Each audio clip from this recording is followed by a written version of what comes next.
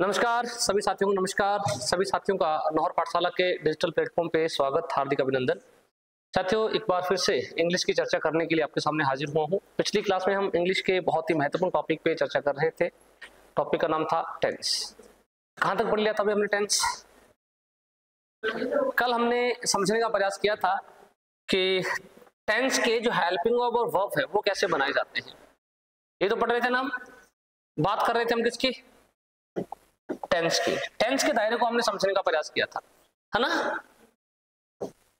और हमने पढ़ा था कि टेंस जो होता है उसे हम कहते हैं टाइम ऑफ एक्शन। किसे टेंस किसे कहा जाता है? टाइम ऑफ एक्शन को। और कल की क्लास में हमने क्या करने का प्रयास किया था? टेंस के हेल्पिंग वर्ब और वर्ब्स को बनाने का प्रयास किया था, बनाना शुरू किया था, है ना। हमने समझा था कि जो टाइम ऑफ एक्शन होता है इसे ही क्या कहा जाता है? टेंस कहा जाता है। एक्शन बताने का काम कौन करता है? Main verb. ये तो पढ़ा था हमने, ठीक है। और टाइम को बताने का काम कौन करता है? Helping verb. कल की क्लास में हमने 2-4 नियम लिखे थे, है ना। क्या नियम लिखे थे? पहला नियम हमने क्या लिखा था भाई? पहला हमने लिखा था क्या कि मेन वर्ब हमेशा किसको बताता है? टेंस के मेन पार्ट्स को, है ना। मेन वर्ब मेन पार्ट्स को बताता है ना। दूसरा, हेल्पिंग वर्ब किसको बताता है? हेल्पिंग वर्ब सब पार्ट्स को बताता है। पढ़ा था ना हमने। कहीं भी परफेक्ट लिखा हुआ आ जाए, कौन सी फॉर्म प्रयोग करनी है? वर्ब की थर्ड फॉर्म, है ना। कहीं भी कंटिन्यूअस लिखा हुआ आ जाए तो क्या प्रयोग करना है? वर्ब की फर्स्ट फॉर्म के साथ आईएनजी। ये तो हमने पढ़ा था। बी की कोई भी वर्ब आ जाए तो क्या होगा? वर्ब की फर्स्ट फॉर्म आईएनजी। यही हमने समझा था, यही बेसिक चीजें हमने समझी थी। और टेंस दो चीजों से बनता है, अकेला कभी भी एक्शन या टाइम से टेंस नहीं बनता। टेंस बनाने के लिए टाइम और एक्शन दोनों को लेना होता है। यही तो पढ़ रहे थे हम, ठीक है। आ जाइए, सबसे पहले हमने टेंस बनाने का शुरुआत किया था किसका? Present indefinite. प्रेजेंट इंडेफिनिट को हमने बना दिया था, बनाया था ना। प्रेजेंट इंडेफिनिट में हमने समझा था कि हेल्पिंग वर्ब कौन सी यूज होती है भाई? हेल्पिंग वर्ब यूज होती है डू और डस, ठीक है। और इसमें मेन वर्ब कौन सी प्रयोग होती है? मेन वर्ब यूज होती है वर्ब की फर्स्ट फॉर्म, और सब्जेक्ट सिंगुलर हो तो वर्ब की फर्स्ट फॉर्म के साथ एस या ईएस का प्रयोग किया जाता है, ठीक है। ये हमने समझने का प्रयास किया था। इतनी बात क्लियर हो गई थी? समझ लिया था यहां तक? चलो, दूसरा हमने पास्ट इंडेफिनिट को बनाने का प्रयास किया था। ये तो बनाया था हमने। पास्ट इंडेफिनिट भी मेरे ख्याल से हमने बना लिया था ना। पास्ट इंडेफिनिट में जो हेल्पिंग वर्ब होगी वो कौन सी होगी? डिड होगी। ये तो समझा था हमने। हेल्पिंग वर्ब डिड होगी, सॉरी, हाँ जी, हेल्पिंग वर्ब डिड होगी। और मेन वर्ब कौन सा यूज किया जाएगा? Main verb second form of verb, है ना। अगर डिड आ जाए तो डिड के साथ कौन सी फॉर्म होगी? हाँ, डिड के साथ फर्स्ट फॉर्म का यूज करेंगे। पास्ट इंडेफिनिट में डिड नहीं आए तो हम किसका यूज करेंगे?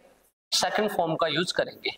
और डिड के साथ सेकंड फॉर्म का यूज क्यों नहीं करते, और डिड नहीं आए तो क्यों सेकंड फॉर्म का यूज करते हैं? मेरे ख्याल से मैं आपको कारण बता चुका हूं, दोबारा रिपीट करने की आवश्यकता नहीं है। आ जाओ, समझने का प्रयास करते हैं एक अगले दायरे को। दायरे का नाम है प्रेजेंट कंटिन्यूअस। क्या नाम है? Present continuous. अगर प्रेजेंट कंटिन्यूअस की बात करो तो एक बार के लिए समझिए, मुझे इतना पता है कि ये प्रेजेंट है और कंटिन्यूअस है, और मुझे इतना पता है कि मुझे जब भी टेंस के हेल्पिंग वर्ब या वर्ब लगानी है या टेंस बनाना है तो दो चीजें लगानी पड़ेंगी, एक टाइम और एक एक्शन। एक्शन को कौन बताता है? Main verb. मेन वर्ब किसके अकॉर्डिंग यूज होगी? मेन पार्ट के अकॉर्डिंग। मेन पार्ट कौन सा है? प्रेजेंट है नहीं, तो प्रेजेंट के लिए मेन वर्ब कौन सी रखूंगा? वर्ब की फर्स्ट फॉर्म। कहानी क्लियर हुई? और कॉन्टिन्यूस की जैसे मैं बात करूंगा, कॉन्टिन्यूस लिखा हुआ है, मुझे पता है कि जहां भी कॉन्टिन्यूस आता है वहां मैं क्या करता हूं भाई? वहां वर्ब की फर्स्ट फॉर्म के साथ आईएनजी का यूज करता हूं। प्रेजेंट और कंटिन्यूस दो नाम लिखे हुए हैं, दोनों को हमने पूरा कर लिया, एक के साथ आईएनजी यूज किया, एक हमने फर्स्ट फॉर्म लगाया। लेकिन मुझे नजर आया कि दोनों के दोनों जो है ना, ये दोनों के दोनों एक्शन है, मेन वर्ब है। समझ पा रहे हैं ना? मेन वर्ब किसको बताएगी? एक्शन को। ये दोनों के दोनों एक्शन है, अकेले एक्शन से क्या नहीं बनता? टेंस नहीं बनता। मुझे क्या लगाना पड़ेगा? टाइम भी लगाना पड़ेगा। टाइम मतलब हेल्पिंग वर्ब बतानी पड़ेगी। हेल्पिंग वर्ब किसके अकॉर्डिंग लगती है? सब पार्ट के अकॉर्डिंग। किसके अकॉर्डिंग? सब पार्ट के अकॉर्डिंग। और कल की क्लास में हमने समझने का प्रयास किया था, मैंने हालांकि पिछली क्लास में बताया है, आपको दोबारा रिपीट कर देता हूं। इंडेफिनिट सब पार्ट के लिए कौन सी हेल्पिंग वर्ब यूज होती है? इंडेफिनिट सब पार्ट के लिए हेल्पिंग वर्ब यूज करते हैं डू, है ना। कॉन्टिन्यूस जो है, कॉन्टिन्यूस के लिए कौन सी हेल्पिंग वर्ब यूज करते हैं? बी। और परफेक्ट जो सब पार्ट है, इसके लिए क्या यूज करते हैं? हैव। और हमने ये भी पढ़ रखा है कि डू की 3 फॉर्म्स होती हैं, है ना। बी की भी 3 फॉर्म्स होती हैं और हैव की भी 3 फॉर्म्स होती हैं। ये पढ़ रखा है हमने समझा था कि डू की 3 फॉर्म्स होती हैं। पहली डू और डज, दूसरा डिड, और थर्ड फॉर्म कौन सा यूज होता है? डन। ठीक है। कंटिन्यूस को हमने बी को समझा था, इसकी भी 3 फॉर्म्स, पहली इज, एम और आर, दूसरी कौन सी? वाज और वर, और तीसरी कौन सी? बीन, है ना। इसी तरीके से ये जो हमें दिख रहा है कौन सा? हैव। हैव की भी कितनी फॉर्म्स होती हैं? 3 फॉर्म्स होती हैं। कौन कौन सी? सबसे पहले हमने समझा था हैज और हैव। सेकंड फॉर्म को हमने समझने का प्रयास किया था हैड, और थर्ड फॉर्म को हमने समझने का प्रयास किया था हैड। कहानी क्लियर है? ये मैंने हालांकि बता दिया, मैंने रिपीट ही किया है। चलिए आगे बढ़ते हैं। देखिए, मुझे पता है कि टेंस तब बनेगा जब एक्शन और टाइम दोनों यूज करेंगे। मैंने केवल एक्शन यूज किया है, मुझे क्या यूज करना पड़ेगा? टाइम। टाइम हमेशा किसके लिए यूज होता है? सब पार्ट के लिए। सब पार्ट कौन सा है? कंटिन्यूस। कंटिन्यूस के लिए मैं क्या लगाऊंगा यहाँ? कौन सी फॉर्म? बी की फॉर्म को यूज करूंगा, है ना। और बी की यहाँ कौन सी फॉर्म यूज करूं? बी की 3 फॉर्म्स होती हैं, first form, second form, third form. कहानी क्लियर है? कौन सी फॉर्म? फर्स्ट फॉर्म यूज करूंगा। क्यों फर्स्ट फॉर्म यूज करूंगा? टेंस कौन सा है? प्रेजेंट। जहां प्रेजेंट होता है वहां हमेशा फर्स्ट फॉर्म यूज होती है। और बी की फर्स्ट फॉर्म जब मैंने यूज की, बी का फर्स्ट फॉर्म कौन सा होता है? इज, एम और आर। कहानी क्लियर है? कहानी क्लियर? यानी मैंने समझा कि यदि हम प्रेजेंट कंटिन्यूस को बनाने का प्रयास करें तो प्रेजेंट कंटिन्यूस को बनाने के लिए हमें यूज करना पड़ेगा वर्ब की फर्स्ट फॉर्म प्लस वर्ब की फर्स्ट फॉर्म के साथ आईएनजी प्लस क्या करना पड़ेगा? Is, am, are. क्या इसमें आपको कोई गड़बड़ नजर आ रही है? क्या इसमें आपको कोई गड़बड़ नजर आ रही है? यह मामला ठीक है। मुझे एक गड़बड़ नजर आई। मुझे एक गड़बड़ ये नजर आई कि किसी भी वाक्य में मेन का मतलब भी होता है मुख्य। किसी भी वाक्य में, ध्यान से समझिएगा, कल जो हमने रूल पढ़े उनमें आप अप्लाई कर सकते हो इसको। किसी भी वाक्य में 2 मेन वर्ब कभी नहीं आते। ध्यान से समझना है, इन्हीं रूल्स में आपको लिखना है या समझना है। किसी भी वाक्य में क्या नहीं आता? मेन वर्ब कभी भी 2 नहीं आ सकते। ध्यान रखिएगा। हाँ, हेल्पिंग वर्ब 2 आ सकते हैं, हेल्पिंग वर्ब 2 आ सकते हैं, कभी भी 2 मेन वर्ब का प्रयोग नहीं होता एक वाक्य में। हमने यहाँ क्या बनाया हुआ है? देखिए, वर्ब की फर्स्ट फॉर्म मेन वर्ब है, वर्ब की फर्स्ट फॉर्म आईएनजी, ये भी मेन वर्ब है, और एक क्या लगा रखा है? Helping verb. यानी मुझे क्या करना पड़ेगा? ग्रामर के दायरे को पूरा करने के लिए इन दोनों में से एक मेन वर्ब को हटाना पड़ेगा। कहानी क्लियर है? चलो हटा के देखते हैं। यदि मैंने इस वाली वर्ब को हटाया, इस वाली वर्ब को हटाया, वर्ब की फर्स्ट फॉर्म प्लस आईएनजी को हटाया, तो वर्ब की first form is, am, are, ये ग्रामर की रूल को पूरा नहीं करेगा, इस सेंटेंस की नीड को पूरा नहीं करेगा, क्योंकि इज, एम, आर कहता है कि इज, एम, आर कहीं भी आ जाए, बी की कोई भी फॉर्म आएगी वहां आईएनजी का प्रयोग होना चाहिए। कहानी क्लियर है? कोई दिक्कत? इसका मतलब है आईएनजी के फॉर्म को तो नहीं हटा सकता। और जैसे ही मैंने इसको कहा कि ये मैं नहीं हटा रहा, मैं कौन से को हटा देता हूं? फर्स्ट फॉर्म को। जैसे मैंने फर्स्ट फॉर्म को हटाने का प्रयास किया तो आपने देखा यहाँ फर्स्ट फॉर्म प्लस आईएनजी रहा प्लस इज, एम, आर रहा, और आप कहेंगे सर आपने अगर फर्स्ट फॉर्म को हटा दिया तो ये प्रेजेंट है, और प्रेजेंट में हमेशा फर्स्ट फॉर्म होनी चाहिए। तो फर्स्ट फॉर्म की जरूरत कौन पूरी करेगा? आप जरा गौर करें, क्या ये is am are first form ही है? और अगर ये फर्स्ट फॉर्म है तो क्या प्रेजेंट की जो आवश्यकता है फर्स्ट फॉर्म की इज एम आर ने पूरी कर दी? और यदि इज एम आर ने पूरी कर दी तो मुझे कोई दिक्कत नहीं है, मैं यहां से एक फर्स्ट फॉर्म को क्या कर सकता हूं, हटा सकता हूं। और मैंने इस दायरे को हटाया, किसको? वर्ब की फर्स्ट फॉर्म को। जैसे ही मैंने वर्ब की फर्स्ट फॉर्म को हटाया तो मुझे एक स्ट्रक्चर नजर आया कि वर्ब की फर्स्ट फॉर्म के साथ आईएनजी और आईएनजी के साथ इज एम आर का प्रयोग किया जाता है। किसमें? प्रेजेंट कंटिन्यूअस में। कहानी क्लियर? आगे बढ़े, चलिए आगे समझने का प्रयास करते हैं। लिखता हूं मैं पास्ट कंटिन्यूअस। कौन सा? Past continuous. मुझे नहीं पता कि यहाँ कौन सा वर्ब आएगा, कौन सा हेल्पिंग वर्ब आएगा। मुझे इतना पता है कि यहाँ पास्ट है तो मेन वर्ब कौन सी आनी चाहिए? वर्ब की सेकंड फॉर्म। मुझे पता है कि ये कंटिन्यू है तो कंटिन्यू के लिए क्या आना चाहिए? वर्ब की फर्स्ट फॉर्म के साथ आईएनजी फॉर्म। कहानी क्लियर है? और ये दोनों के दोनों क्या है? मेन वर्ब किसको पूरा करता है? एक्शन को बताता है। अकेले एक्शन से टेंस नहीं बनता, क्या करना पड़ेगा? टाइम लगाना पड़ेगा। टाइम किसके अकॉर्डिंग लगाते हैं? सब पार्ट के अकॉर्डिंग। सब पार्ट कौन सा है? कंटिन्यूस। कंटिन्यूस के लिए कौन सी हेल्पिंग वर्ब लगाऊंगा? कौन सी? बी। अब मुझे पता है कि यहाँ क्या यूज होगा? बी यूज होगा। और बी की कौन सी फॉर्म यूज करूंगा? सेकंड फॉर्म, क्योंकि यहाँ क्या लिखा हुआ है? पास्ट। और बी की सेकंड फॉर्म कौन सी होती है? वॉज और वर। कहानी क्लियर हुई? यानी मैंने इस दायरे को बनाने का प्रयास किया, मुझे समझ आया कि सर पास्ट कंटिन्यूज की हेल्पिंग वर्ब और वर्ब भी होती है, वर्ब की सेकंड फॉर्म यूज होती है, प्लस वर्ब की फर्स्ट फॉर्म और आईएनजी हम यूज करते हैं, प्लस क्या करते हैं? वॉज और किसका यूज करते हैं? वर का यूज करते हैं।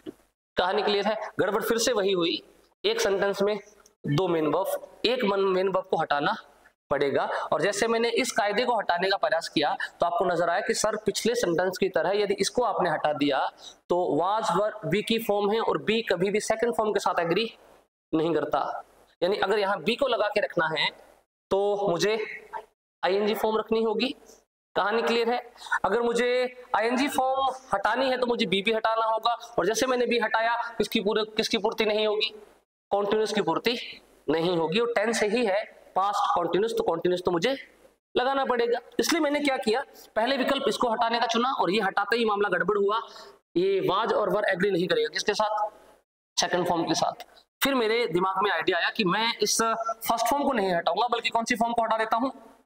सेकंड फॉर्म को। और जैसे ही मैंने सेकंड फॉर्म को हटाने का प्रयास किया, आपने कहा सर आपने सेकंड फॉर्म हटा दी, यहाँ तो क्या है?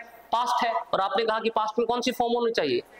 Second form. तो अगर हटा रहे हैं तो फिर सेकंड फॉर्म की पूर्ति कौन करेगा? आप जरा गौर करें, वॉज और वर और ऑलरेडी कौन सी फॉर्म है?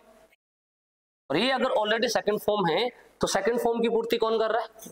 Was were. यानी हमें इस सेकंड फॉर्म की कोई आवश्यकता नहीं है। तो हमारे पास एक नया कायदा आया, ये कहता है कि प्रेजेंट कंटिन्यूस की जो हेल्पिंग वर्ब और वर्ब होती हैं वो वर्ब की फर्स्ट फॉर्म प्लस आईएनजी के साथ वॉज और वर का प्रयोग किया जाता है। कहानी क्लियर हुई? आगे बढ़े। यहां तक कोई दिक्कत नहीं होगी, दिक्कत थोड़ी सी होगी प्रेजेंट परफेक्ट में, वहां पे जाऊंगा प्रेजेंट परफेक्ट कंटिन्यूस में, पास्ट परफेक्ट कंटिन्यूस में। ठीक है, आ जाओ आगे बढ़ने का प्रयास करते हैं। देखो नेक्स्ट किसको समझेंगे हम? इसको समझेंगे भाई, पास्ट कंटिन्यूस समझ लिया हमने, प्रेजेंट परफेक्ट। प्रेजेंट परफेक्ट को हम समझने का प्रयास करते हैं। प्रेजेंट परफेक्ट, मुझे कुछ नहीं पता यहाँ कौन सा हेल्पिंग वर्ब आएगा कौन सा वर्ब आएगा। मुझे इतना पता है कि प्रेजेंट है और प्रेजेंट के लिए मुझे क्या लगाना है? First form. कहानी क्लियर है? मुझे इतना पता है कि आगे परफेक्ट लिखा हुआ है, परफेक्ट के लिए मुझे लगाना है वर्ब की थर्ड फॉर्म। और ये दोनों के दोनों किसका काम कर रहे हैं? मेन वर्ब का। मेन वर्ब अकेले से टेंस नहीं बनता, क्या लगाना पड़ेगा? टाइम। और टाइम किसके लिए लगता है? सब पार्ट कौन सा है? परफेक्ट के क्या लगाएंगे? परफेक्ट के लिए लगाएंगे हैव। यानी मैंने इस परफेक्ट को देखकर यहाँ क्या लगाया? हैव। लेकिन हैव तो एक मेन फॉर्म है, हैव की अलग तीन फॉर्म होती हैं, first form, second form, third form. यहां मैं क्या लगाऊं? हैज या हैव? क्यों? क्योंकि हैज हैव की फर्स्ट फॉर्म होती है, माफी चाहूंगा, हैव की फर्स्ट फॉर्म होती है हैज हैव, सेकंड फॉर्म होती है हैड, थर्ड फॉर्म होती है हैड। यहाँ ये कौन सा है? प्रेजेंट। प्रेजेंट के लिए मुझे चुनाव करना होगा किसका? फर्स्ट फॉर्म का, और फर्स्ट फॉर्म होती है हैज और हैव। Got my point? यानी मुझे दायरा नजर आया कि प्रेजेंट परफेक्ट की जो हेल्पिंग ऑफ वर्ब्स होती हैं वो होती हैं वर्ब की फर्स्ट फॉर्म, फिर वर्ब की थर्ड फॉर्म, फिर हैज और हैव। गड़बड़ फिर से वही हुई, एक ही वाक्य में दो मेन वर्ब नहीं आते। मुझे क्या करना पड़ेगा? मुझे एक मेन वर्ब को हटाना पड़ेगा। सबसे पहले किसको हटा के ट्राई करता हूं? थर्ड फॉर्म को। जैसे मैंने थर्ड फॉर्म को हटाने का प्रयास किया तो आप एक बात याद रखिएगा, जैसे बी अपने साथ कौन सी फॉर्म लेता है? आईएनजी फॉर्म लेता है, उसी तरीके से हैव हमेशा अपने साथ थर्ड फॉर्म लेता है। कहानी क्लियर है? और जैसे ही मैंने थर्ड फॉर्म को हटाया, किसका दायरा गलत हो जाएगा? हैज और हैव भी हटाना पड़ेगा, और हैज और हैव हटाया तो परफेक्ट का मीनिंग चला जाएगा। कहानी क्लियर है? यानी मैं हैज और हैव को तो रखूंगा, और इसको रखूंगा तो मैं इसके साथ फर्स्ट फॉर्म नहीं रख सकता, क्योंकि फर्स्ट फॉर्म किसके साथ एग्री नहीं करेगा? हैज और हैव के साथ एग्री नहीं करेगा। तो किसको हटाऊंगा?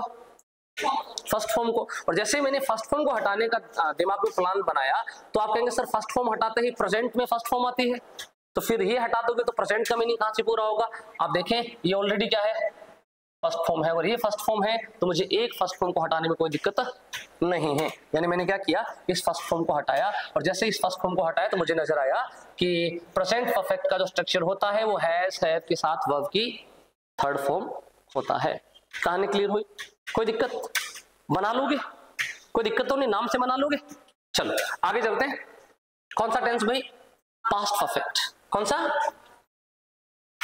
Past perfect. मुझे नहीं पता कि यहाँ कौन सा हेल्पिंग वर्ब आना चाहिए, कौन सा वर्ब आना चाहिए। मुझे केवल इतना पता है कि यहाँ लिखा हुआ पास्ट, और पास्ट जहां भी आता है मैं कौन सी फॉर्म लगाता हूँ? Second form. मुझे इतना पता है कि यहाँ परफेक्ट है, परफेक्ट जहां भी नजर आता है मैं कौन सी फॉर्म लगाता हूँ? Third form. कहानी क्लियर है? कोई दिक्कत? और ये मैंने दोनों के दोनों क्या लिखे हुए हैं? क्या लिखे हुए हैं? मेन वर्ब, और अकेले मेन वर्ब से टेंस नहीं बनता। क्या लगाना पड़ेगा? Helping verb. हेल्पिंग वर्ब किसके अकॉर्डिंग लगता है? सब पार्ट कौन सा है? परफेक्ट के लिए क्या लगेगा? परफेक्ट के लिए हैव। क्या लगेगा? परफेक्ट के लिए मैं हेल्पिंग वर्ब लगाने का प्रयास किया, कौन सा? हैव। अब मुझे नजर आया कि सर हैव की तो तीन फॉर्म्स होते हैं, first form, second form, third form. यहाँ हैव की कौन सी फॉर्म लगाऊं? सेकंड फॉर्म, क्योंकि टेंस कौन सा है? पास्ट। और सेकंड फॉर्म कौन सी होती है? सेकंड फॉर्म हैव नहीं होती, हैव की सेकंड फॉर्म होती है हैड। कौन सी होती है? हैड। कहानी क्लियर हुई? यानी मुझे नजर आया कि पास्ट परफेक्ट का स्ट्रक्चर होगा वर्ब की सेकंड फॉर्म, वर्ब की थर्ड फॉर्म और हैड। फिर से मामला गड़बड़ हुआ, एक बार फिर से दो मेन वर्ब आए, एक मेन वर्ब हटाना पड़ेगा। सबसे पहले मैंने थर्ड फॉर्म को हटाने का प्रयास किया, दायरा वहीं गलत हुआ। हैड कभी भी फर्स्ट सेकंड फॉर्म के साथ एग्री नहीं करेगा, हैव के साथ थर्ड फॉर्म आना जरूरी है। हटाना क्या पड़ेगा? Second form. और जैसे मैंने सेकंड फॉर्म हटाने का प्रयास किया तो सेकंड फॉर्म तब हटा पाऊंगा जब यहाँ ऑलरेडी कोई सेकंड फॉर्म हो। आप देखें हैड ऑलरेडी कौन सा फॉर्म है? Second form. तो मुझे एक सेकंड फॉर्म हटाने में कोई परेशानी नहीं है। और जैसे मैंने एक सेकंड फॉर्म हटाई तो एक नया स्ट्रक्चर बना वर्ब की थर्ड फॉर्म के साथ। हैड का प्रयोग होता है किसमें? पास्ट परफेक्ट में। किसमें? पास्ट परफेक्ट में। कहानी क्लियर हुई? कौन से टेंस बना लिए? Present indefinite, present continuous, present perfect, past indefinite, past continuous और पास्ट परफेक्ट बना लिए। आ जाइए, ये तीनों नॉर्मली बन गए क्योंकि तीन हेल्पिंग वर्ब तो होती हैं, डू होता है, बी होता है, हैव होता है। अब चौथा जो सब पार्ट है वो होता नहीं, बनाया जाता है। इसके लिए ये बनेंगे नहीं, बनाने पड़ेंगे। समझ पा रहे? बनाने पड़ेंगे। कैसे बनेगा? आ जाइए समझने का प्रयास करते हैं। पहले दायरे को, दायरे का नाम है present perfect, present perfect continuous. दायरे का नाम प्रेजेंट परफेक्ट कंटीन्यूअस। बड़े ध्यान से समझना है वरना मामला गड़बड़ हो जाएगा। ध्यान से समझने का प्रयास करना है वरना मामला गड़बड़ हो जाएगा, क्योंकि ये जनरली नहीं बनेगा। जितना आसानी से पिछले बन गए उतने आसानी से नहीं बनेगा। थोड़ा सा आपको समझने का प्रयास करना पड़ेगा, ठीक है ना? देखो मुझे कुछ नहीं पता क्या आने वाला है, मुझे इतना पता सर प्रेजेंट है, प्रेजेंट के लिए कौन सी फॉर्म आती है? First form. सर परफेक्ट है, परफेक्ट के लिए कौन सी फॉर्म आती है? Third form. सर यहाँ कंटिन्यूस है, कंटिन्यूस के लिए कौन सी फॉर्म आती है? फर्स्ट फॉर्म के साथ आईएनजी। कहानी क्लियर है? ये सारे के सारे क्या हैं? मेन वर्ब हैं, और अकेले मेन वर्ब से टेंस नहीं बनता। क्या लगाना पड़ेगा? Helping verb. हेल्पिंग वर्ब किसके अकॉर्डिंग लगता है? सब पार्ट यहाँ कितने हैं? दो, एक कंटिन्यूस, एक परफेक्ट, एक कंटिन्यूस। सबसे पहले मैंने इस परफेक्ट के लिए हेल्पिंग वर्ब लगाने का प्रयास किया, और परफेक्ट के लिए हेल्पिंग वर्ब लगेगी कौन सी? हैव। Got my point? कहानी क्लियर है? और दूसरा मैंने कंटिन्यूस के लिए हेल्पिंग वर्ब लगाने का प्रयास किया, इसके लिए लगेगी बी। अब मामला यहां गड़बड़ होगा। पहली कंडीशन, मामला नंबर 1 गड़बड़ क्या हुआ? सर एक नहीं, दो नहीं, तीन हेल्पिंग वर्ब हैं, है ना? माफी चाहूंगा, तीन मेन वर्ब हैं। एक वाक्य में दो मेन वर्ब ही प्रयोग नहीं हो सकते, यहां तो 3 हैं, यानी हमें 2 मेन वर्ब हटाने पड़ेंगे। कहानी क्लियर है? चलो एक एक करके हटाने का प्रयास करता हूं। सर मैं हटा देता हूं पहले कौन सी फॉर्म को? किसको? फर्स्ट फॉर्म को हटा दूं? पक्का? चलो मैंने जैसे फर्स्ट फॉर्म को हटाया, मैंने आपके कहने में सबसे पहले किसको हटा दिया? फर्स्ट फॉर्म को। जैसे फर्स्ट फॉर्म को हटाया ना, तो भाई साहब चिल्लाने लग गए, कौन? प्रेजेंट। अरे भाई फर्स्ट फॉर्म कैसे हटा दी? है ना, प्रेजेंट है तो फर्स्ट फॉर्म होना चाहिए, समझ पा रहे? और मैंने वापस इसको शांत किया, दोबारा यहां क्या लगाया? First form. कहानी क्लियर आपका? चलो सर थर्ड फॉर्म हटा के देख लो। मैंने हटाया थर्ड फॉर्म, कौन से भाई साहब चिल्लाने लग गए? परफेक्ट। अरे परफेक्ट होती है वहां थर्ड फॉर्म होनी चाहिए, नहीं हटनी चाहिए। कहानी क्लियर है? फिर से मैंने दोबारा लगा दिया, फिर मैंने एक और प्रैक्टिकल किया, हटाने का प्रयास किया, किसको? अब चिल्लाने लग गया बी और कॉन्टिन्यूस दोनों, यहाँ आईएनजी फॉर्म होनी चाहिए। यानी मामला तो अभी गड़बड़ है, और वैसे गड़बड़ भी नहीं है। सभी को सेटिस्फाई करने के लिए हमने सारी चीजें लगाई हैं। प्रेजेंट को सेटिस्फाई करने के लिए फर्स्ट फॉर्म, परफेक्ट को सेटिस्फाई करने के लिए थर्ड फॉर्म, कंटिन्यूस को सेटिस्फाई करने के लिए आईएनजी फॉर्म, है ना? सब पार्ट परफेक्ट को सेटिस्फाई करने के लिए हैव, सब पार्ट कॉन्टिन्यूस को सेटिस्फाई करने के लिए बी। अब मैं ये क्या यूज करूं? अब ध्यान से समझना, यदि आपने कहा सर मेन वर्ब हमने हटा के देख लिए, कोई ना कोई गड़बड़ हो रही है, हेल्पिंग वर्ब हटा के देख लो। जैसे मैंने हेल्पिंग वर्ब हटाया हैव, तो मुझे एक नजर आया कि भाई हेल्पिंग वर्ब अगर हट गया तो कौन सा रहेगा? बी। और बी आईएनजी के साथ तो एग्री करेगा, सेकंड फॉर्म, थर्ड फॉर्म और फर्स्ट फॉर्म के साथ बी एग्री नहीं करता। कहानी क्लियर है? आपने कहा कोई बात नहीं सर वापस ले आओ। चलो इसको हटा के देख लेते हैं बी को। फिर से मामला गड़बड़ हुआ, ये हैव थर्ड फॉर्म के साथ तो एग्री करेगा, लेकिन फर्स्ट फॉर्म और आईएनजी फॉर्म के साथ एग्री नहीं करेगा। दैट मीन मुझे कोई ऐसा काम करना है, मुझे कोई ऐसा काम करना है, किसी ऐसी चीज का चुनाव करना है जो कौन सी फॉर्म हो? थर्ड फॉर्म का काम भी कर ले, और दोनों में से एक हेल्पिंग वर्ब का काम भी कर ले। कहानी क्लियर है? थर्ड फॉर्म का काम भी कर ले और हेल्पिंग वर्ब का काम भी कर ले। तो मैंने एक ऐसा जो दायरा चुना, वो हम चुन के देखते हैं। चलिए आगे, जैसे मैंने सबसे पहले किसका चुनाव करना शुरू किया? मैंने डू की बात की। कहानी क्लियर है? डू में एक तो क्या है? फर्स्ट फॉर्म है, एक सेकंड फॉर्म है और एक थर्ड फॉर्म है। समझ पा रहे? समझ पा रहे नहीं समझ पा रहे? ठीक है। एक हमारे पास कौन सा है? बी। इसमें भी फर्स्ट फॉर्म है, सेकंड फॉर्म है और थर्ड फॉर्म है। कहानी क्लियर हुई? ठीक है। फिर मैंने एक दायरा और चुना, इस दायरे का नाम क्या है? हैव। कौन सा? हैव भी एक कौन सा फॉर्म है? फर्स्ट फॉर्म, एक सेकंड फॉर्म, एक थर्ड फॉर्म। समझ पा रहे हैं क्या? चलो सबसे पहले मैं लिखने का प्रयास करता हूं डू और डज को। किसको?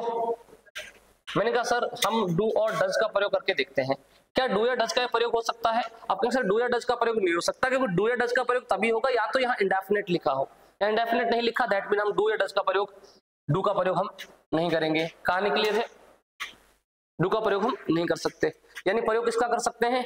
या तो बी का या हैव का, और दोनों का हमने ऑलरेडी यूज कर रखा है, बी का और हैव का। बी की किस लिए यूज किया?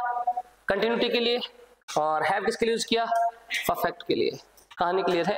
अब आपको ये करना है, कोई ऐसे वर्ब का चुनाव करना है जिसके साथ आईएनजी भी सेटिस्फाई हो जाए, जिसके साथ आईएनजी भी सेटिस्फाई हो जाए और एक हैव भी सेटिस्फाई हो जाए। कहानी क्लियर है? तो ऐसा जो शब्द हो सकता है यहां हैव की अगर बात करूं, देखिए हैव, अब ये तो चुनाव कर ही नहीं सकते ना हम, डू तो नहीं लगा सकते, समझ में आया क्यों? क्योंकि इंडेफिनेट में लगेगा, या तो बी लगना चाहिए, हैव लगना चाहिए। अब आप कहेंगे सर हैव लगा सकते हैं क्या? लगा के देख लो। पहला क्या है? हैज और हैव। दूसरा क्या होगा? हैड। तीसरा क्या होगा? हैड। अब एक बात बताएं सर, हमने हैज हैव तो ऑलरेडी लगा रखा है, हैव तो लगा ही रखा है, कोई दिक्कत नहीं सेटिस्फाई हो रहा। अगर हैव सेटिस्फाई नहीं हो रहा तो क्या हैड सेटिस्फाई होगा? ये भी सेटिस्फाई नहीं होगा। क्यों? क्योंकि हैव के साथ थर्ड फॉर्म की आवश्यकता है, तो हैड के साथ भी थर्ड फॉर्म की आवश्यकता होगी। कहानी क्लियर है? अरे कहानी क्लियर है क्या? बी के साथ किसकी आवश्यकता होगी? आईएनजी की। तो हम क्या करें, हम ऐसे वर्ब का चुनाव करेंगे जो वर्ब एक साथ किसका काम कर दे?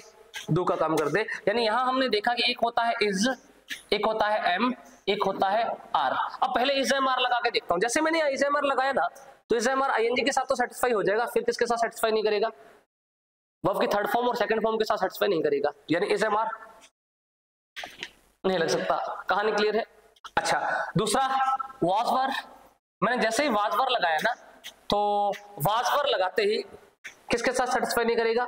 थर्ड फॉर्म के साथ सेटिस्फाई नहीं करेगा, आईएनजी के साथ सेटिस्फाई करेगा, तो फर्स्ट फॉर्म के साथ भी सेटिस्फाई नहीं करेगा। दैट मीन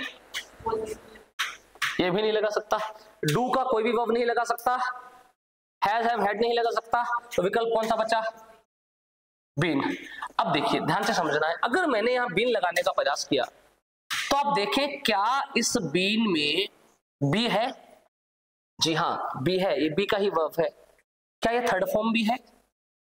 अब एक बात बताएं, यदि ऑलरेडी थर्ड फॉर्म है तो क्या मैं एक थर्ड फॉर्म को हटा सकता हूं?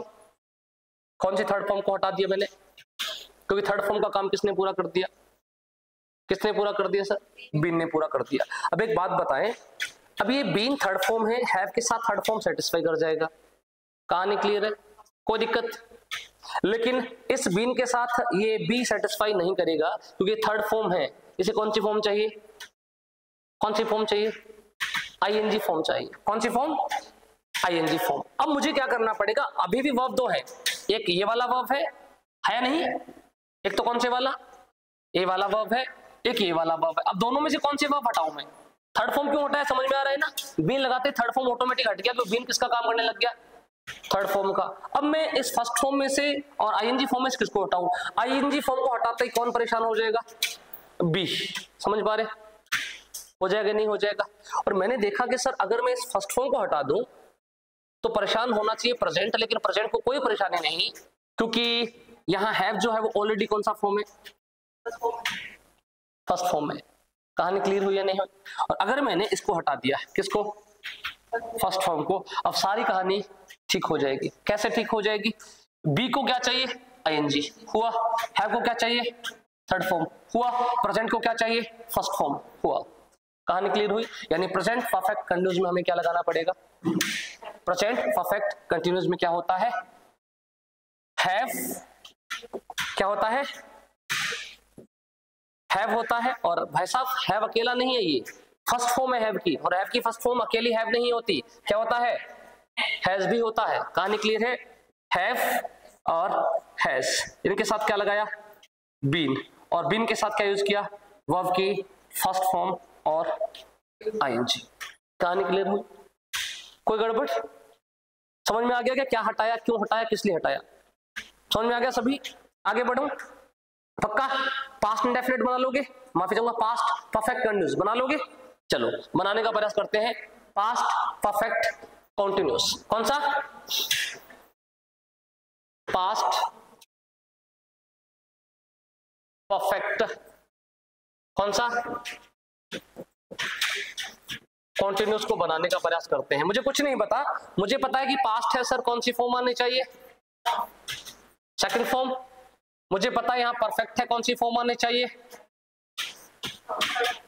Third form. मुझे पता है कंटिन्यूस है तो क्या आना चाहिए? वर्ब की फर्स्ट फॉर्म प्लस आईएनजी। ये सारे के सारे क्या है? एक्शन है। टाइम भी लगाना पड़ेगा। टाइम के लिए मैंने परफेक्ट के लिए क्या चुना? परफेक्ट के लिए हैव। कहानी क्लियर हुई? और कंटिन्यूस के लिए क्या चुना? बी। सेम कंडीशन, बी के साथ आईएनजी सेटिस्फाई करेगा, हैव के साथ थर्ड फॉर्म सेटिस्फाई करेगा, पास्ट के साथ सेकंड फॉर्म सेटिस्फाई करेगा, लेकिन एक वाक्य में 3 मेन वर्ब नहीं आते। कहानी क्लियर है? तो मैं एक वाक्य में 3 मेन वर्ब नहीं प्रयोग कर सकता, तो सबसे पहले मैं किसको हटा के देखता हूं? थर्ड फॉर्म को। थर्ड फॉर्म को हटाऊंगा, गड़बड़ हैव हो जाएगा। हैव अपने साथ कौन सी फॉर्म लेता है? Third form. फर्स्ट फॉर्म को हटाते ही भी गड़बड़ हो जाएगा, तो सबसे पहले किसको हटाने का प्रयास करूंगा? सबसे पहले हटाने का प्रयास कर सकता हूं किसको? सेकंड फॉर्म को। किसको? सेकंड फॉर्म को। मैंने सेकंड फॉर्म को हटाया, और सेकंड फॉर्म को जैसे हटाया चिल्लाने कौन लगा?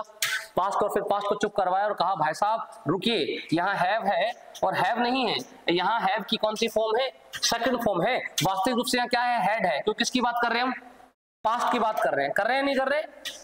यहाँ क्या यूज करते हैं हम? हैड यूज किया, और हैड ऑलरेडी क्या है? Second form. और अगर ये सेकंड फॉर्म है तो एक सेकंड फॉर्म को हटाने में कोई परेशानी नहीं है। कहानी क्लियर हुई? कोई दिक्कत? मैंने कौन सी फॉर्म हटाई? सेकंड फॉर्म हटा दी, और सेकंड फॉर्म के क्या यूज कर दिया?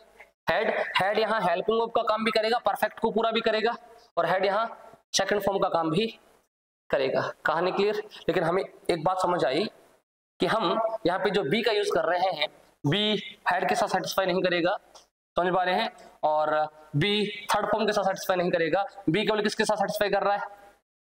आईएनजी के साथ सेटिस्फाई कर रहा है। और वैसे भी एक वाक्य में 2 मेन वर्ब नहीं हो सकते, तो मुझे क्या करना पड़ेगा? एक ऐसे वर्ब का चुनाव करना पड़ेगा जो किसका काम कर दे?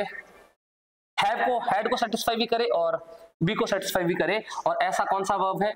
ऐसा एक ही वर्ब है जिसका नाम है बीन। आप जरा देखें, इस बीन में बी भी है, बी का वर्ब भी है, इस बीन में थर्ड फॉर्म भी है, और थर्ड फॉर्म है तो मुझे इस थर्ड फॉर्म की कोई आवश्यकता नहीं है। और जैसे मैंने इस थर्ड फॉर्म को हटाया तो मेरे पास एक नया दायरा शुरू हुआ, हैड बीन प्लस वर्ब की first form ING.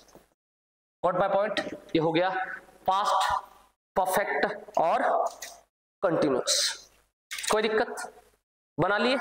Present indefinite हो गया, पास्ट इंडेफिनिट हो गया, प्रेजेंट कंटिन्यूअस हुआ, पास्ट कंटिन्यूअस भी हुआ, प्रेजेंट परफेक्ट हुआ, पास्ट परफेक्ट भी हुआ, प्रेजेंट परफेक्ट कंटिन्यूअस भी हुआ, पास्ट परफेक्ट कंटिन्यूअस भी हो गया। ठीक है? अब एक बात, अगर ये समझ लिया हमने, यहां तक कोई डाउट नहीं है? आपको भी अगर कोई डाउट हो तो प्लीज कमेंट बॉक्स में पूछ सकते हैं, आप पूछें, और अगर डाउट नहीं है तो लिखें यस सर, है ना? चलो अब एक बार हम इस स्लाइड को देख लेते हैं जहां से आपको नोट डाउन करना है। क्या क्या आप नोट डाउन करोगे, कैसे कैसे लिखोगे। देखो यहां से हमने शुरू किया है, ठीक है? ये स्लाइड आपको पूरी शो हो रही है, लिख लोगे आप as it is. Tense time of action होता है, ठीक है? और मेन वर्ब कितने? जनरली 5 प्रकार के, लेकिन मेन दायरा कितने प्रकार में आता है? 2 में ही आता है ना?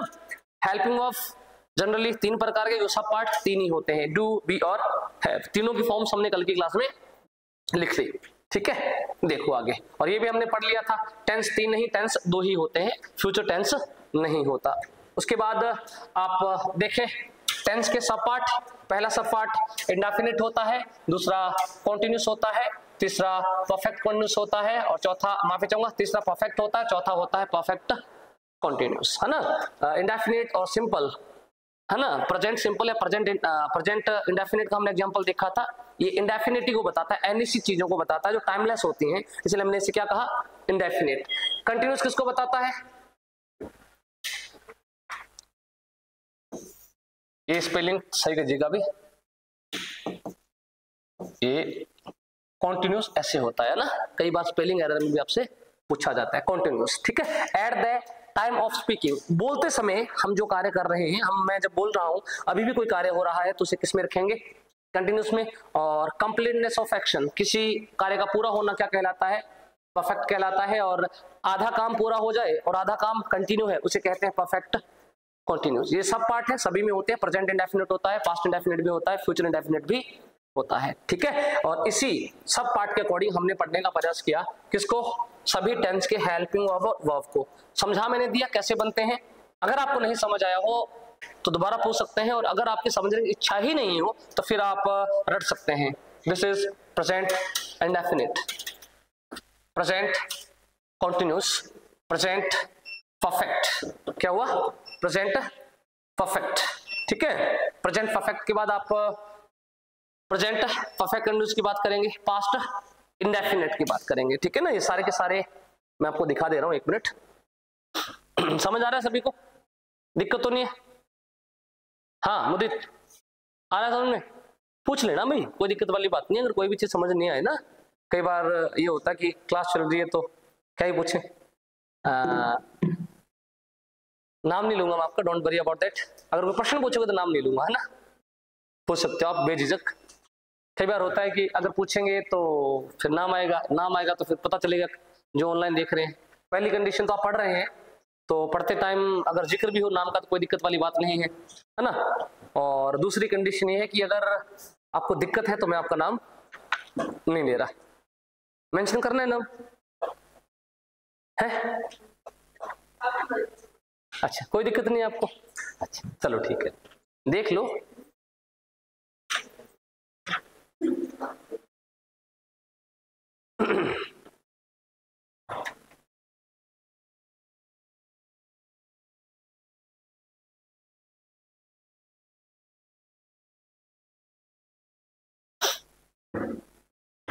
चलो ये देख लिया था ना हमने, इस दायरे को तो हमने देख लिया था अभी। हाँ ये आ जाओ, देखो इसको पढ़ रहे थे हम। पहला क्या, प्रेजेंट इंडेफिनिट, दूसरा प्रेजेंट कॉन्टिन्यूस, तीसरा प्रेजेंट परफेक्ट और चौथा प्रेजेंट परफेक्ट कॉन्टिन्यूस। जो हमने अभी समझा वो लिखा हुआ है, आप रट सकते हैं यदि आप समझने के मूड में ना हो तो, ठीक है। ये दूसरा tense, past indefinite, past continuous, past perfect और पास्ट परफेक्ट कॉन्टिन्यूस, ठीक है। ये future indefinite, future continuous, future perfect और फ्यूचर परफेक्ट कॉन्टिन्यूस। आप कहेंगे सर इस दायरे को तो हमने बना के देखा ही नहीं है। चलिए फ्यूचर को बनाने का प्रयास करते हैं। पास्ट बनाया, प्रेजेंट बनाया, तो फ्यूचर को भी बनाएंगे। वैसे फ्यूचर टेंस नहीं होता। चलो आगे समझते हैं। बात करते हैं किसकी, फ्यूचर इंडेफिनिट की। किसकी बात करेंगे भाई, फ्यूचर इंडेफिनिट। मुझे कुछ नहीं पता, मुझे इतना पता है कि फ्यूचर के लिए अलग से कोई वर्ब नहीं होती, और जहां अलग से वर्ब नहीं होती वहां फर्स्ट फॉर्म का प्रयोग किया जाता है, ठीक है। और मुझे इतना पता है कि फ्यूचर केवल हमारे इरादों को बताता है, और जब हमें किसी इरादे के बारे में बात करनी हो, किसके बारे में, इरादे के बारे में बात करनी हो कि मेरा ये काम करने का इरादा है या नहीं, तो हम उसे अपनी भाषा में बोलते हैं मूड। क्या बोलते हैं, मूड। और मूड को बताने का काम करते हैं मॉडल्स। कौन, मॉडल्स। इसीलिए फ्यूचर में शैल और विल के रूप में मॉडल्स का प्रयोग किया जाता है। फ्यूचर में किसका प्रयोग किया जाता है, किसका भाई, शैल और विल का प्रयोग किया जाता है। और ध्यान रखना, मॉडल्स जो शब्द है, मॉडल शब्द मूड से बना हुआ है, और मूड को रिप्रेजेंट करने के लिए मॉडल का प्रयोग किया जाता है। इसलिए मॉडल के साथ हमेशा फर्स्ट फॉर्म का प्रयोग किया जाता है। किसका, फर्स्ट फॉर्म का प्रयोग किया जाता है। और यहाँ टाइम तो जनरली देखा जाए टेंस तो होता ही नहीं। जब टेंस होगा तो हमें टाइम और एक्शन पूरा करना पड़ेगा। यहाँ तो एक ही मॉडल लगेगा, क्या, शैल और विल। हेल्पिंग वर्ब तो हमें यूज करने ही नहीं। और शैल और विल के साथ कौन सी वर्ब यूज होती है, वर्ब की फर्स्ट फॉर्म। मॉडल के साथ हमेशा फर्स्ट फॉर्म यूज होती है। फ्यूचर इंडेफिनिट हो गया, ठीक है। आगे बात करते हैं फ्यूचर कॉन्टिन्यूस की। अब यहां थोड़ा सा देखना पड़ेगा आपको, फ्यूचर कॉन्टिन्यूस यहां थोड़ी सी गड़बड़ हो जाएगी अब अगर आप लिखेंगे तो। क्या आपने कहा सर फ्यूचर है, फ्यूचर के लिए मैं क्या लगाऊंगा, शैल और विल। और शैल और विल के साथ यूज कर दूंगा क्या, वर्ब की फर्स्ट फॉर्म। जैसे मैंने वर्ब की फर्स्ट फॉर्म का यूज किया तो मुझे नजर आया कि यहाँ कॉन्टिन्यूस लिखा हुआ है, और कंटिन्यूटी बताने के लिए फर्स्ट फॉर्म का प्रयोग नहीं होता। कंटिन्यूटी बताने के लिए आईएनजी फॉर्म का यूज होता है। आपने कहा सर कहाँ गड़बड़ है, लगा दो आईएनजी। और जैसे आपने आईएनजी लगाया, हाँ दायरा गलत हुआ। शैल और विल के साथ फर्स्ट फॉर्म आता है, आईएनजी फॉर्म यूज नहीं होता। तो आईएनजी फॉर्म किसके साथ यूज होता है, बी के साथ। इसीलिए यहाँ एक नया पार्टिकल जोड़ दूंगा, इस पार्टिकल का नाम है बी। कहानी क्लियर है। इन फ्यूचर कंटिन्यूस का हेल्पिंग वर्ब होता है शैल विल, इसके साथ बी, वर्ब की फर्स्ट फॉर्म आईएनजी। कहानी क्लियर हुई। चलिए आगे बढ़ने का प्रयास करते हैं। बात करते हैं किसकी, परफेक्ट की। किसकी, परफेक्ट की। Future perfect, future perfect. अब ध्यान से समझने का प्रयास करें। सर फ्यूचर है, क्या लगा दूं, शैल या विल, और सर शैल या विल के साथ कौन सी फॉर्म, फर्स्ट फॉर्म, ये तो ठीक बात। लेकिन सर यहाँ परफेक्ट का प्रयोग हुआ है और परफेक्ट में हमेशा कौन सी फॉर्म लगती है, थर्ड फॉर्म। तो मुझे क्या करना पड़ेगा, फर्स्ट फॉर्म को हटाना पड़ेगा, यहाँ फॉर्म लगानी पड़ेगी थर्ड, और जैसे थर्ड फॉर्म लगाया मामला गड़बड़ हुआ। शैल या विल के साथ फर्स्ट फॉर्म, माफी चाहूंगा, थर्ड फॉर्म का प्रयोग नहीं होता। तो इस थर्ड फॉर्म को सेटिस्फाई करने के लिए मुझे इस शैल और विल के बीच में जोड़ना पड़ेगा हैव, क्योंकि हैव के साथ किसका प्रयोग होता है, थर्ड फॉर्म का। कहानी क्लियर हुई, यानी फ्यूचर परफेक्ट की हेल्पिंग वर्ब और वर्ब बनी शैल विल हैव प्लस वर्ब की थर्ड फॉर्म। कहानी क्लियर। चलिए आगे बढ़ने का प्रयास करते हैं, एक बार उसी चीज को दोहराने का प्रयास करते हैं जो हमने अभी कुछ देर पहले समझा था, जिसका नाम है फ्यूचर, जिसका नाम है परफेक्ट और जिसका नाम है कॉन्टिन्यूस। कहानी क्लियर है। फ्यूचर है तो सर क्या लगेगा, शैल और विल तो लगेगा ही लगेगा, ठीक है। और हमें पता है कि कंटिन्यू परफेक्ट के लिए हमने क्या लगाया, क्या लगाया सर, थर्ड फॉर्म। कहानी क्लियर है। और कंटिन्यूस के लिए हमने क्या लगाया, फर्स्ट फॉर्म प्लस आईएनजी। कौन सा, फर्स्ट फॉर्म प्लस आईएनजी। और मामला गड़बड़ हुआ क्योंकि शैल और विल के साथ ना तो थर्ड फॉर्म आ सकता, ना ही तो मुझे कोई ऐसा वर्ब चूज करना है जो किसका काम कर ले, थर्ड फॉर्म का काम भी कर ले और आईएनजी भी उसके साथ क्या हो जाए, सेटिस्फाई। क्या हो जाए, सेटिस्फाई। तो क्या करूंगा भाई, क्या करूंगा, और जैसे मैंने बीन लगाया, यहां कौन सा लगाया, यहां मैंने इसको हटाया, कौन सी फॉर्म को, थर्ड फॉर्म को हटाया, और थर्ड फॉर्म को हटाकर मैंने क्या लगा दिया, बीन। ये तो ठीक है, बीन में बी भी छिपा हुआ है, बीन में बी भी छिपा हुआ है, बी के साथ आईएनजी सेटिस्फाई हो जाएगा। और बीन कौन सा फॉर्म है, थर्ड फॉर्म। भी थर्ड फॉर्म अकेला कहाँ आता है, थर्ड फॉर्म अकेला नहीं आता, थर्ड फॉर्म के साथ क्या आना चाहिए, हैव आना चाहिए। तो मुझे यहाँ क्या लगाना पड़ेगा, हैव। कहानी क्लियर है। एक नया दायरा शुरू हुआ हमारे सामने, प्रेजेंट परफेक्ट कंटीन्यूअस में shall have, will have, been के साथ वर्ब की फर्स्ट फॉर्म प्लस आईएनजी का प्रयोग किया जाता है, ठीक है। यही चीज हमने यहाँ एक स्लाइड में लिख रखी है। प्रेजेंट इंडेफिनिट में शैल विल वर्ब की फर्स्ट फॉर्म, प्रेजेंट कंटीन्यूअस में shall will be plus verb की first form ING, present perfect में शैल विल के साथ है प्लस वर्ब की थर्ड फॉर्म, और फ्यूचर परफेक्ट कंटीन्यूअस में शैल विल है बीन वर्ब की फर्स्ट फॉर्म आईएनजी। कोई दिक्कत है, समझ में आ गया। ये सारे हमने टेंस के हेल्पिंग वर्ब और वर्ब को बनाना सीख लिया। अब आपको, आप ईमानदारी से बताइए, अगर आपने पहले हमने जो क्लास देखी बनाई थी ऑनलाइन, हमने समझी थी, उसको आपने देखा है तो ठीक बात, क्या आपको पहले पता था कि इस तरीके से ये दायरा बनता है, क्यों बीन आता है, क्यों बी आता है, क्यों हम थर्ड फॉर्म का प्रयोग करते हैं, क्या आपको इस बात का पता था, अब पता है। अब आपको रटने की आवश्यकता नहीं है, आप नाम से क्या कर लेंगे, टेंस बना लेंगे, है ना। परफेक्ट नाम आते ही थर्ड फॉर्म तो आनी चाहिए, है ना। इंडेफिनिट नाम लेते ही डू की फॉर्म तो आने चाहिए। अगर इंडेफिनिट प्रेजेंट का है तो डू की फर्स्ट फॉर्म, अगर इंडेफिनिट पास्ट का है तो डू की सेकंड फॉर्म, इंडेफिनिट फ्यूचर का है तो फर्स्ट फॉर्म, क्योंकि फ्यूचर का नाम लेते ही मॉडल्स आएगा, मॉडल के साथ हमेशा फर्स्ट फॉर्म यूज होती है। कहानी क्लियर हुई, कोई दिक्कत। आपने देखा कि जिस तरीके से हम प्रेजेंट और पास्ट में वर्ब को सेटिस्फाई करवा रहे थे, वास्तविक रूप से फ्यूचर में हमें सेटिस्फाई करवाने की आवश्यकता नहीं पड़ी। फ्यूचर पूरा एक ही के ऊपर चल रहा है, शैल और विल के ऊपर। कहानी क्लियर। चलिए आगे बढ़ने का प्रयास करते हैं। अब एक दायरा हमने छोड़ा था पिछली क्लास में, हमने समझने का प्रयास किया था सर प्रेजेंट टेंस होता है, पास्ट टेंस होता है, फ्यूचर टेंस नहीं होता। अब इनका सर फ्यूचर टेंस नहीं होता तो फिर क्या होता है, टेंस निश्चित होता है, टेंस निश्चित होता है, यानी प्रेजेंट और पास्ट क्या होते हैं, डेफिनेट होते हैं, और डेफिनेट से उल्टा होता है इंडेफिनिट। कहानी क्लियर है। फ्यूचर डेफिनेट नहीं होता, इंडेफिनिट होता है, ठीक है। इंडेफिनेट को क्या मैं एक बोल सकता हूं, नॉट फिक्स। क्या मैं फ्यूचर के लिए एक शब्द यूज कर सकता हूं, कौन सा, कौन सा, नॉट फिक्स। फ्यूचर फिक्स नहीं होता, ठीक बात, फ्यूचर फिक्स नहीं होता, क्योंकि फ्यूचर में नॉट फिक्स के लिए हम किसका यूज करते हैं, शैल और विल का। कहानी क्लियर हुई।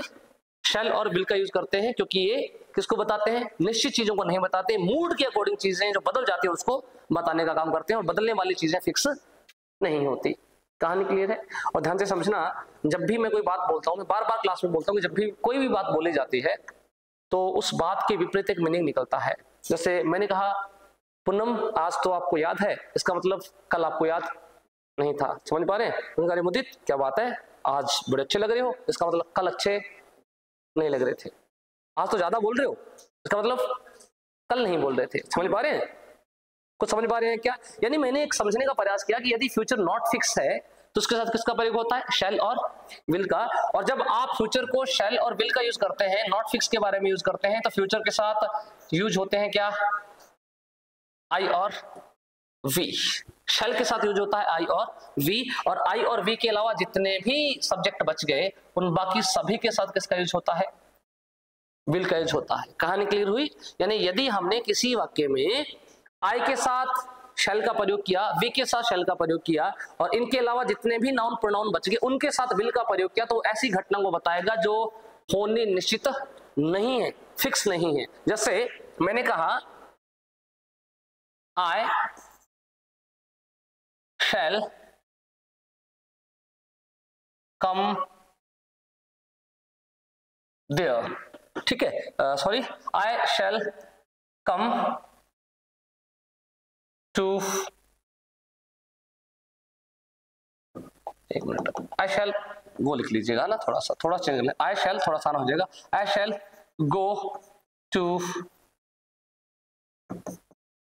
Jaipur, I shall go to Jaipur tomorrow, मैं कल जयपुर जाऊंगा। क्या ये सेंटेंस एक ऐसी चीज को बता रहा है जो पक्का जयपुर जाने की बात कह रहा है? नहीं, ये ऐसी बात कह रहा है कि कोई व्यक्ति है, उसने जयपुर जाने का प्लान बनाया है, इरादा है उसका जयपुर जाने का, हो सकता है जाए, हो सकता है ना जाए। कहानी क्लियर है? क्योंकि मैंने किसका यूज किया है, आई के साथ शैल का यूज किया है। ठीक है, अब ध्यान से समझना, मैंने कहा हम जो भी बात बोलते हैं उसके विपरीत एक मीनिंग निकलता है, तो जब हम चीजों को उल्टा करते हैं तो उल्टा मीनिंग निकलेगा। यानी अगर मैं इस नॉट फिक्स का उल्टा करूं तो क्या हो जाएगा, फिक्स। साहब मैंने इसका उल्टा कर दिया तो ये भी उल्टे हो जाएंगे। ये भी उल्टे होने का मतलब है, ऐसा नहीं है कि आप दर्पण की तरह उल्टा कर दो इसको, इनके यूज उल्टे हो जाएंगे। यूज का मतलब है कि आप क्या कर दें, शैल के साथ क्या कर दें, बाकी सभी प्रोनाउन का यूज कर दें, और विल के साथ यूज किसका कर दें, आई और वी का यूज करते हैं। जैसे आपने ये यूज किया, अब ये इंडेफिनिट फ्यूचर नहीं रहा, नॉट फिक्स फ्यूचर नहीं रहा, अब ये क्या हो गया, फिक्स फ्यूचर हो गया।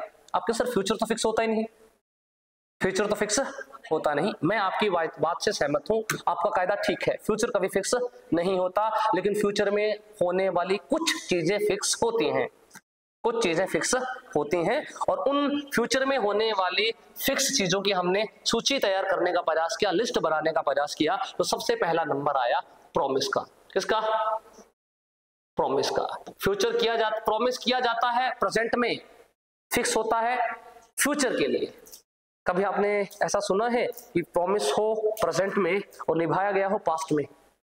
ऐसा तो हो नहीं सकता।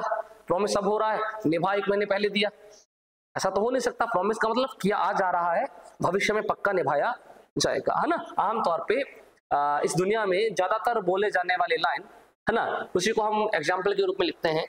आप मुझे बताएंगे सही है या गलत है। I shall do everything, I shall do everything for you, मैं तुम्हारे लिए सब कुछ करूंगा। ठीक बात या गलत बात? ग्रामेटिकली सेंटेंस सही है या गलत है? आपको क्या लग रहा है कि जो व्यक्ति कह रहा है वो एक जनरल बात कह रहा है, या सामने वाले को प्रभावित करने के लिए, सामने वालों को श्योरिटी देने के लिए बात कह रहा है? चिंता मत करो, अब आप मेरे पास आए हैं, मैं आपके लिए सब कुछ करूंगा जो आपको जरूरत है। इसका मतलब सामने वाला व्यक्ति श्योरिटी दे रहा है, और श्योरिटी देने का मतलब होता है ना। जैसे मैंने कहा कि आपने कहा, मोदित ने कहा सर कल ये टॉपिक पढ़ा देना। मैंने कहा पक्का पढ़ा दूंगा। कि सर नहीं, पक्का पढ़ा दोगे? मैंने कहा पक्का, प्रॉमिस। इसका मतलब क्या हुआ? जब आप श्योरिटी देते हैं तो श्योरिटी का मतलब होता है वादा, और जब आप वादा कर रहे हैं तो वो निश्चित होता है, निश्चित। निश्चित होता है। इस सेंटेंस को पढ़ के देखिए क्या ये सेंटेंस ठीक लग रहा है? सेंटेंस गड़बड़ है, क्योंकि जब हम आई के साथ शैल का यूज करते हैं तो किसको बताता है? किसको बताता है? नॉट फिक्स चीजों को बताता है। हमें यहां से इस दायरे को बदलना होगा, यहां यूज करना होगा विल। अब ये हो गया प्रॉमिस। कहानी क्लियर? इसी तरीके का एक और दूसरा एग्जांपल, जैसे मैंने कहा आई, हाँ ये ले लेते हैं, आई विल किल यू, मैं तुम्हें जान से मार दूंगा। क्या लगता है सामने वाला व्यक्ति किसी को जान से मारने के इरादे को रखे हुए है, या कोई व्यक्ति धमकी दे रहा है? मैं तुम्हें जान से मार दूंगा, धमकी दे रहा है। और धमकी अपने आप में जो धमकी देने वाला व्यक्ति होता है उसके माइंडसेट के हिसाब से निश्चित है। भाई आपने किसी व्यक्ति को गुस्से में कहा कि मैं तुम्हें देख लूंगा, इसका मतलब आपके दिमाग में है कि आप कभी ना कभी तो इसके साथ कुछ ना कुछ बड़ा करने वाले हैं। समझ पा रहे? ऐसा नहीं है कि देखा जाएगा, देख लेंगे, ऐसा नहीं है। वो व्यक्ति बात फ्यूचर के लिए कर रहा है, लेकिन अपने आप में क्या है? अपने आप में वो निश्चित बात कर रहा है। दैट मीन ये कौन सा है? इसे बोलते हैं थ्रेट। क्या बोलते हैं? थ्रेट बोलते हैं, या क्या बोलते हैं? थ्रेट बोलते हैं। समझ पा रहे हैं ना? धमकी भविष्य के लिए दी जाती है, लेकिन अपने आप में क्या होती है? फिक्स होती है। बताएं सेंटेंस सही है गलत है? सही है। गलत अगर करना होता तो क्या कर देता भाई? आई की जगह शैल कर देता, जिसका मतलब बनता कोई व्यक्ति आपके साथ मजाक कर रहा है, मैं तुम्हें जान से मार दूंगा, देखूंगा जान से मारूंगा या नहीं, नॉनसेंस हो जाएगा। कोई व्यक्ति जान से मारने के लिए मजाक नहीं कर सकता, धमकी दे रहा हो। धमकी अपने आप में क्या होती है?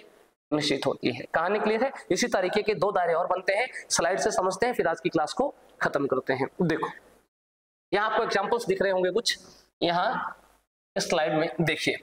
फ्यूचर में होने वाली निश्चित चीजें 4 चीजों को बताती हैं। पहला प्रॉमिस को, दूसरा डिटर्मिनेशन को। डिटर्मिनेशन होता है दृढ़ निश्चय, किसी भी काम को करने का यदि आपने ठान लिया है ना। वो एक कई बार बच्चे लिखते हैं वो ठान लिया तो ठान लिया, क्या है वो? है ना, क्या है? कई बार बोलते हैं ना, बहुत सारे लोग बोलते रहते हैं। हाँ? खैर कोई बात नहीं, आगे बढ़ते हैं। चौथा इंस्ट्रक्शन, ध्यान से समझे। प्रॉमिस हमने समझ लिया, I will do everything for you, है ना।